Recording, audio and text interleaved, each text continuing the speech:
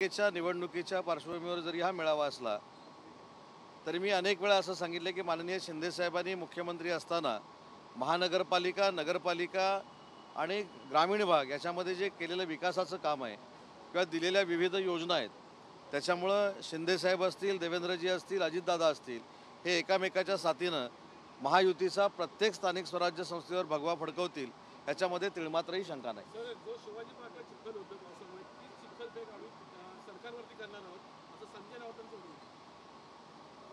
गेली 3.5 वर्ष शाब्दिक घाणेरडी चिखलफेक या सगळ्या मंडळींनी एकनाथ शिंदे साहेबांवर, आमच्या सगळ्यांवर केली, परंतु त्यांनी स्वतःचं आत्मचिंतन केलं पाहिजे। कोण म्हणतं हा पिंजऱ्यातला मेळावा आहे, आम्ही जंगलात आहोत, पण आम्ही डिस्टिंक्शनमध्ये पास झालोय।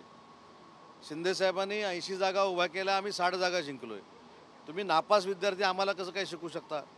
त्याच्यामुळे शिवसेना ही वंदनीय बाळासाहेबांची शिवसेना आहे, धनुष्यबाणाची शिवसेना आहे। ज्या शिवसेनेनं हा धनुष्यबाण काँग्रेसच्या मांडीवर नेऊन ठेवला होता ती UBT सेना आहे आणि तो 3.5 वर्षापूर्वी एकनाथ शिंदे साहेबांनी पुन्हा एकदा दिमागदार पद्धतीनं आणि सन्मानानं शिवसेना म्हणून ताब्यात आणला आणि त्याचंच सरकार म्हणजेच वंदनीय बाळासाहेबांच्या विचाराचं सरकार आज महाराष्ट्रामध्ये काम करत आहे।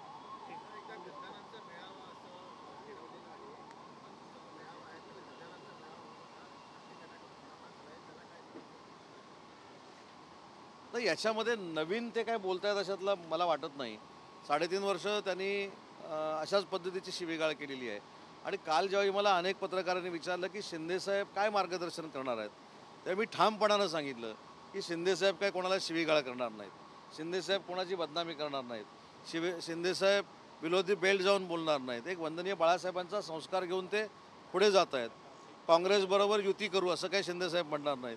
त्याच्यामुळे केलेली विकास कामं आणि केलेलं सामाजिक काम हे डोळ्यासमोर ठेवून माननीय एकनाथ शिंदे साहेबांच्या नेतृत्वाखाली भविष्याच्या स्थानिक स्वराज्य संस्था होत आहेत, त्याच्याबद्दलच शिंदे साहेब मार्गदर्शन करतात। काँग्रेसकडून एक ट्विट जे आहे ते करण्यात आलेलं आहे, पुन्हा एकदा सावरकरांचा अपमान करणारं ट्विट जे आहे ते पहिलं आपल्याला पाहायला मिळते।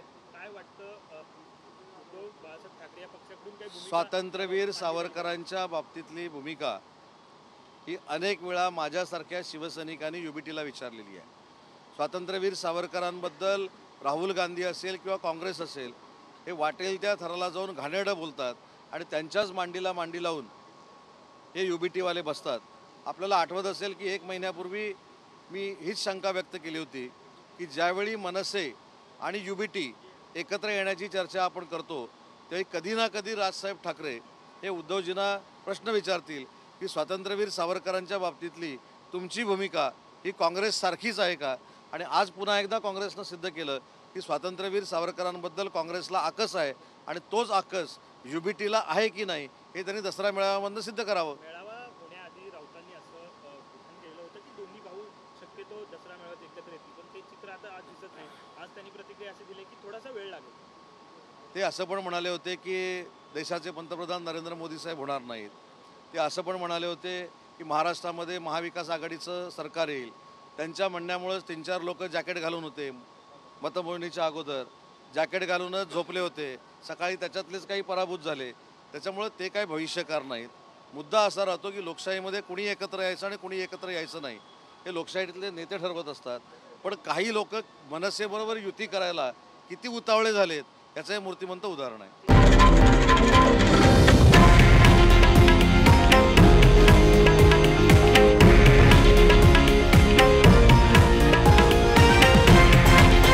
हे आहे देशातील नंबर 1 न्यूज नेटवर्क आणि आपण पाहत आहात TV9 मराठी, एकमेव।